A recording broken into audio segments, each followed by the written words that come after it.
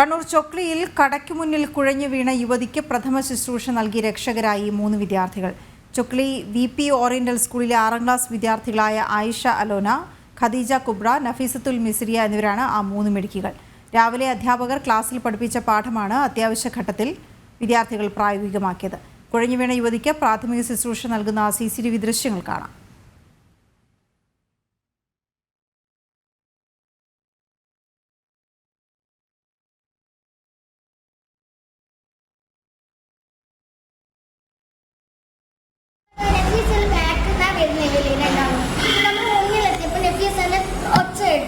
ഇതിന് നോക്കിയപ്പോൾ ഒരു ചേച്ചി നമ്മൾ വരുമ്പോൾ ഇങ്ങനെ ആക്കുന്നുണ്ടായിരുന്നു. ഓട്ടോറിക്ഷ ഡ്രൈവറാണ് ഇങ്ങനെ നോക്കിയോണ്ട് നിൽക്കുന്നത്.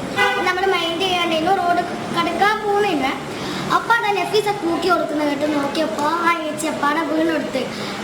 അപ്പാടെ ഞാനും ആയിഷയും ഓടിപ്പോയിട്ട് കാല് തടി കൊടുത്തു, നല്ലോണം കാലടി കൊടുത്ത്.